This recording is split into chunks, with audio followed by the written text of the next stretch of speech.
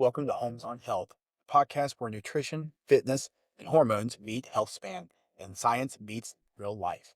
I'm Dr. Alan Holmes, a recovering emergency physician turned expert in hormone optimization, metabolic wellness, and living life fully optimized.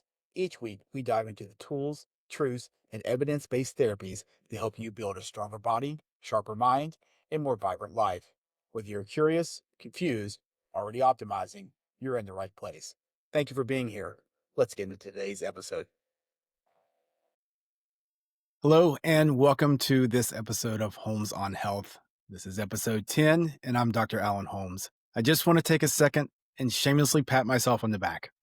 I heard recently that only 4% of podcasts make it 10 episodes, and this is episode 10. My goal is that this is just the first 10 of many, many episodes to come.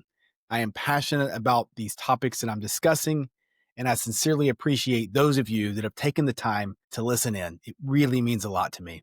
Today, we're going to dive deep into one of the most misunderstood and underdiagnosed conditions affecting women worldwide.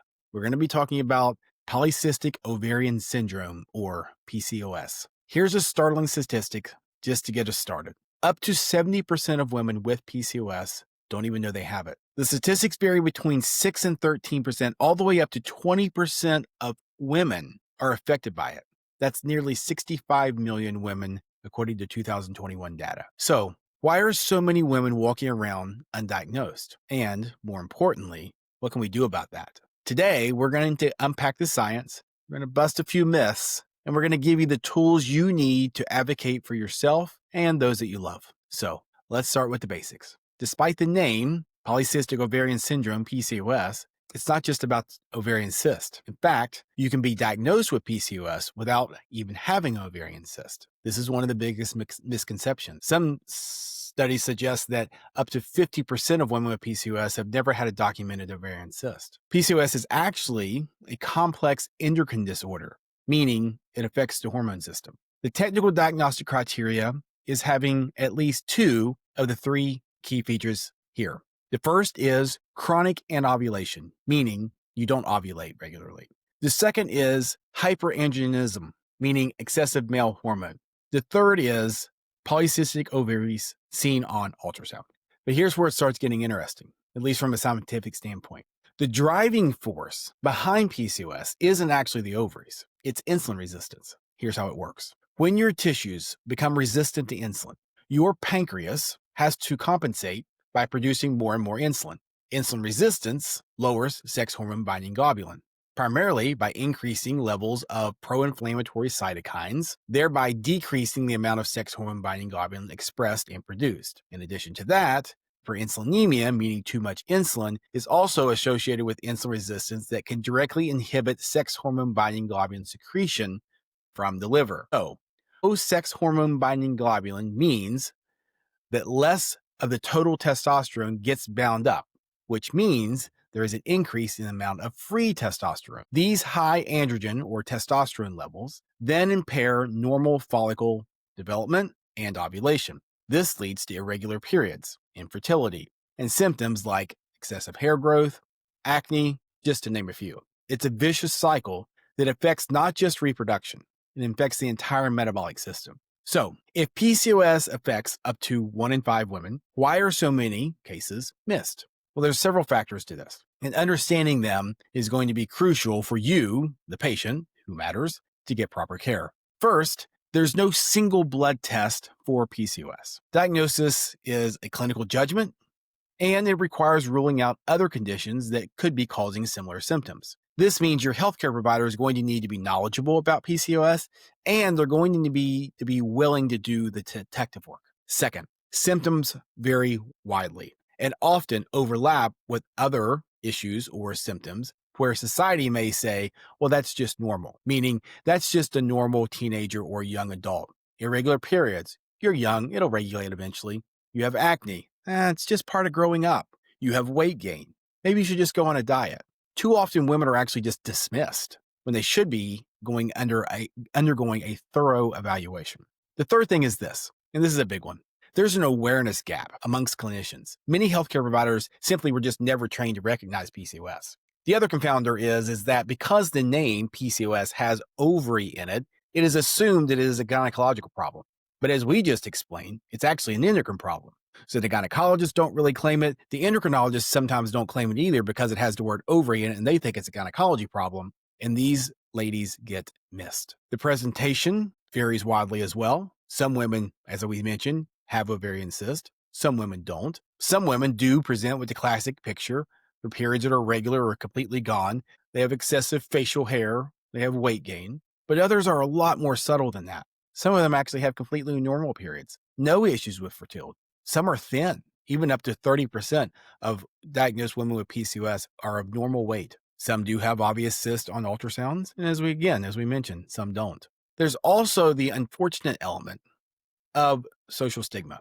Many women don't want to report that they're having issues with embarrassing hair growth on their face or their back or their chest. Or they've just come to normalize that their periods are wildly irregular and no one's ever talked to them about what a normal menstrual cycle should be like. So next, I want to talk about what PCOS actually looks like, because if we can recognize it, we are one step closer to getting help. The most common symptoms, again, irregular or absent periods. This meaning greater than 35 days, or maybe it's fewer than 8 cycles per year. There's no hard and fast rules to this. There's hirsutism, fancy word for excessive hair growth in male pattern areas like the face, chest, and back. Persistent acne that doesn't respond well to typical treatments. This is another red flag. Some women experience male pattern hair loss or thinning of hair on the scalp. Many women with PCOS struggle with weight gain, especially around the midsection, and they find it extremely difficult to lose weight despite their very best efforts. Many women experience mood issues, including anxiety, depression, and body image concerns, which, when we think about how erratic the hormone levels are, this should not be surprising. For women trying to conceive, PCOS is a leading cause of infertility due to irregular or absent ovulation. But to be honest, the effects go far beyond just reproduction. Let's talk for a minute about the long-term health implications of PCOS, and these should be taken very seriously. Women with PCOS have a 4 to 5 times higher risk of developing type 2 diabetes. They have a 1.5 to 2 times greater risk of cardiovascular disease, meaning heart attacks and strokes, a 1 to 3 times increased risk of breast cancer, and a 10 times, by one study, up to 17 times higher risk of endometrial cancer later in life. Now, this isn't meant to scare you, but to emphasize why early recognition and treatment matters so much. So to dive a bit deeper, you may be asking, well, why does it increase cancer? Well, here's why. If a woman doesn't ovulate, then they never create a corpus luteum, which is a temporary gland formed in the ovary after release of a mature egg. It's the corpus luteum that produces progesterone. So no ovulation, no corpus luteum. No corpus luteum, no progesterone. Progesterone opposes estradiol. That's how it's supposed to work. It lowers cell division in the endometrium, and it lowers cancer cell growth. So if you have no progesterone, you have an imbalance of excessive estradiol that can lead to excessive endometrial cell lining growth and ultimately cancer. So I get it. That sounds kind of dismal, if not just outright scary. Fortunately, we don't have to be in complete despair because there are very effective ways to treat PCOS. So let's get into them. Lifestyle modification is the gold standard, first-line treatment for PCOS. And I'm not just talking about generic, eat less, move more type advice. We're going to go into some evidence-based interventions that's supported in the literature that can literally restore ovulation and normalize hormone levels. The research shows that even a 5 to 7% reduction in body weight can restore menstrual regularity and improve fertility. So I guess you're saying, well, what kind of diet should I go on? That's an important question. Women with PCOS do well on a low-carb diet. Why is that? Because insulin resistance can be thought of as your body not efficiently processing carbs. So here's how it works. When you eat a carb, your body turns those carbohydrates into glucose. Then insulin is required from the pancreas to transport the glucose across the cell wall into the cell so that it can get burned for energy by the mitochondria. If the cells are resistant to insulin, then an increased amount of insulin is required. This is called, again, hyperinsulinemia. The insulin hormone also is the hormone that tells your body to store fat, and it tells your body to not burn fat. So a low carb diet leads to a decreased glucose production, which leads to less insulin being required. This leads to improved insulin sensitivity at the cellular level. Specifically, we want to avoid processed carbohydrates and processed foods in general. Why? Because they tend to cause a higher or a more potent insulin response, and they are also very inflammatory. Some women benefit from intermittent fasting. Now, I do not recommend all women with PCOS start intermittent fasting. Younger ones tend to do better once you've reached 30s, 40s, perimenopause, menopause. Oftentimes, the intermittent fasting can do more harm than good as related to your hormone balance. Specifically, can cause increase in cortisol levels, which in and of itself can cause insulin resistance. The reason for younger women intermittent fasting can play a role is because extended periods of hours without eating are hours that we didn't need insulin. Again, the name of the game is to lower the insulin levels so that we can reverse the insulin resistance. Let's move on to exercise. When we think about exercise and PCOS, we recommend two avenues. The first is aerobic exercise. For this, women are going to benefit most greatly from what I call conversational cardio, meaning if you were on the telephone and you were exercising, the person you were talking to would recognize that you were exercising. However, you would still be able to complete sentences, meaning you're not going so hard you're completely out of breath. Chronic high-intensity cardio, those workouts, think Orange Theory boot camps where you're going 80, 85% for extended periods of time, that can actually cause further stress on the body that is already stressed because of the PCOS itself. It can lead to an increase in cortisol levels, which can actually just make things all worse. Now, if you want to go hard, 1 or 2 sessions a week of all out, meaning 100% high intensity cardio, can be beneficial. These workouts should probably be no more than 5 to 8 minutes, maybe 10 minutes if you're in really, really good shape, if you're doing it properly. Meaning, if you're going all out in these interval type efforts, you're only going to be able to do so many of them. The second piece of exercise, resistance training. Heavy weightlifting has been shown to improve symptoms of PCOS. And this is because weight training has been shown in multiple studies to make the cells more sensitive to insulin. Again, we are trying to reverse insulin resistance. A few other thoughts. Stress management, yoga, meditation, mindful breathing, other supportive routines that may help maintain hormone balance are super important for the patient with PCOS. Supplements. I don't get crazy here, but I do recommend that you optimize magnesium, vitamin D, and B12 if you're a PCOS patient. So what else is there? What if we're lifting heavy weights, we're walking and getting our 10,000 steps in, we've cleaned up our diet, things are better, but there's still a lot of symptoms happening? What are our other options when it comes to pharmaceuticals or medications? Well, fortunately, there are several. Metformin can help regulate insulin and can help with ovulation and those with metabolic complications. The newer GLP-1 medications like semaglutide and tirzepatide can be a game changer for PCOS patients. Why is this? It's twofold. One, it helps regulate insulin. Secondly, it helps with weight loss. And as we mentioned, a 5 to 7% reduction in weight can improve ovulation and fertility. Spironolactone. For those women with PCOS that suffer from excessive facial hair, chest hair, back pain, acne, even thinning hair on the scalp, spironolactone can be very beneficial. It is traditionally thought of as a mild blood pressure medication or mild diuretic. However, it also blocks androgen receptors, male hormone receptors, and that's why it is effective in treating the symptoms that are being caused by elevated testosterone levels. Let's talk about progesterone.